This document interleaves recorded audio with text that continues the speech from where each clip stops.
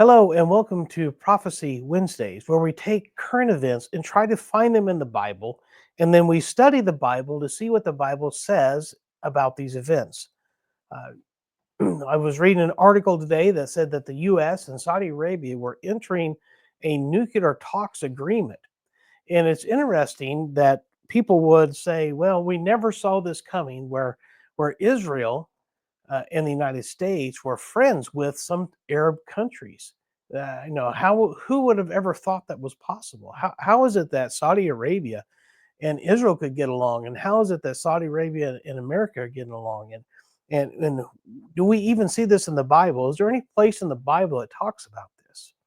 Well, in Ezekiel 38, we have the talk of the Gog Magog war, and I've covered this before, where we've looked at all those nations that came together against Israel. And we listed them out. We talked about the chief prince of Mesha and Tubal, and the prophesy against him. It says, I will put hooks in your jaws and draw you back forth into this conflict. And the coalition is going to be Persia, which we found out was Iran, and Ethiopia and Libya, and all of them with you. And Gomer and all his bands would be the area of Germany, and that whole area there. And Tagarma of the North Quarters, the Turkish area, and this uh, Asia Minor area. And we looked at all those things, and it talks about that they're going to come against Israel in the last day. And it says, when Israel dwells safely in the land, this coalition of nation is going to invade Israel. And the way that I think that it's going to happen, based on what we're reading here and not anything we see out there, because the Bible is the groundwork for all this. Out there is just man living in, and God's already predicted what's going to happen. He already told you what's going to happen.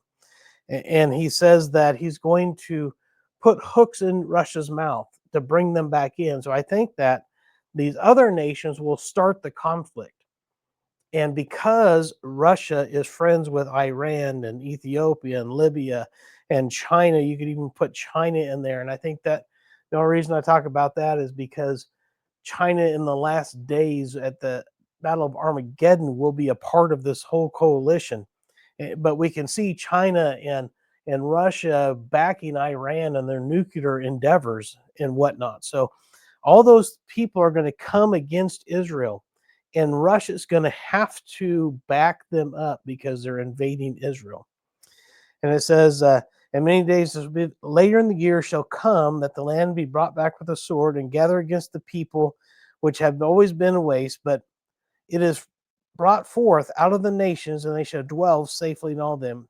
Thou shalt ascend and come like a storm. So it's going to be a quick, fast strike.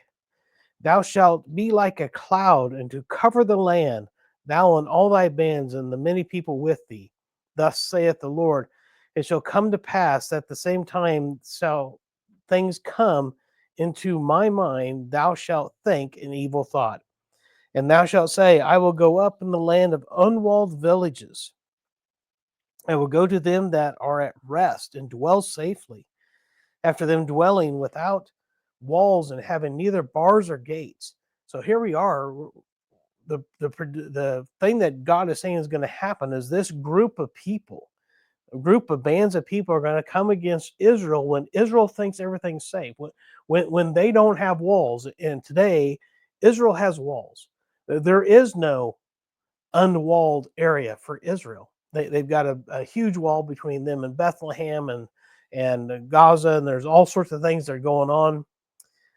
But this is saying when the walls are not being used, when they feel like everything's comfortable, this is going to take, these nations are going to come and take in.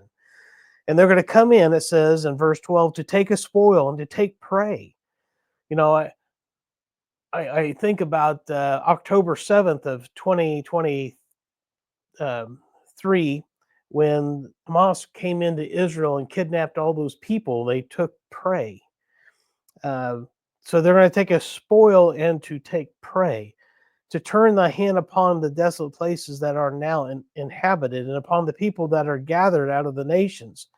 So Israel used to be a desolate place, but Since the Jews have went back there in 1948, they've made it a prospering nation. It is no longer a desolate place.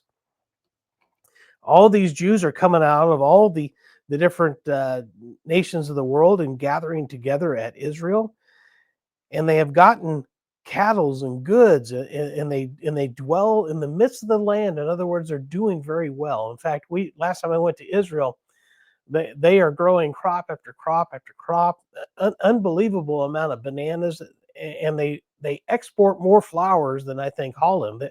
It's just unbelievable what they've done with that land.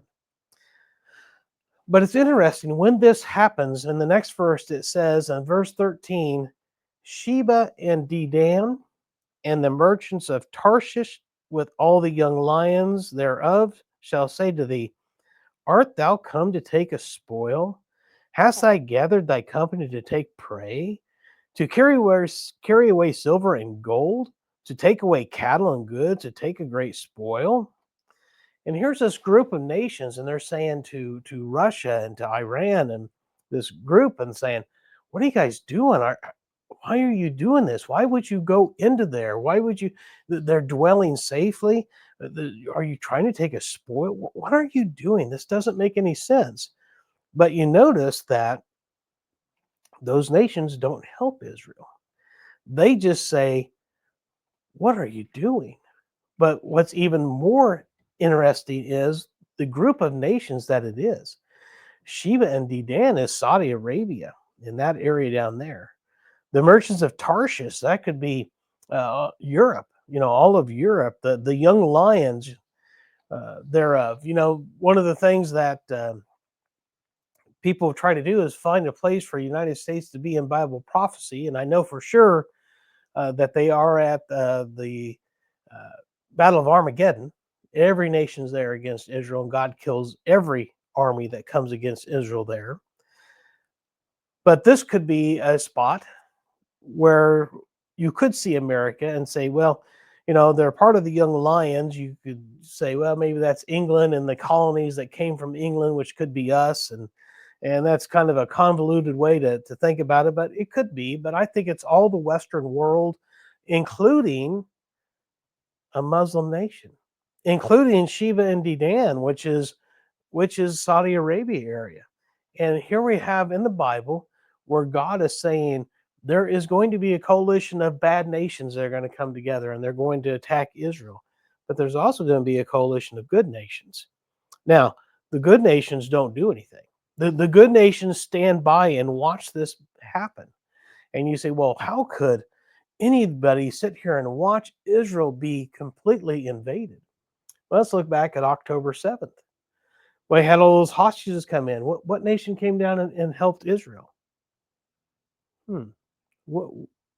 We helped them from afar.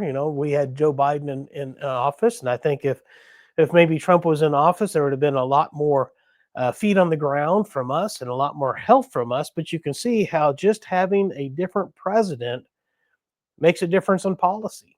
One of the best lines Trump had when he came back to office was, "Yeah, look at all these illegal aliens coming in through the southern border," he said. And he says, "This is what we're going to do." And he sends the military down there. He shuts it down. I think the border crossings have dropped like over 95% have dropped. We're not having this huge influx of illegals coming in anymore. Not that they're not finding a place to get in. And it's a night and day difference between Biden and Trump. And Trump said, look, they said we needed a new rule, we need new laws, and turns out all we needed was a new president. So all it takes is one person to be put into place that refuses to go down and help, or stands on the sidelines and just kind of lets things happen. And I think that's what we're seeing here in this situation. All these Gog and his bands are going to come in from the north parts against the people of Israel and try to take spoil from them. And of course, God is going to stop this in a miraculous way. But this is just an interesting place in the Bible where you can come and you can see that the alignment of nations is setting up to exactly what the Bible says. And you can find that in Ezekiel 38. Thank you very much, and we will see you next week.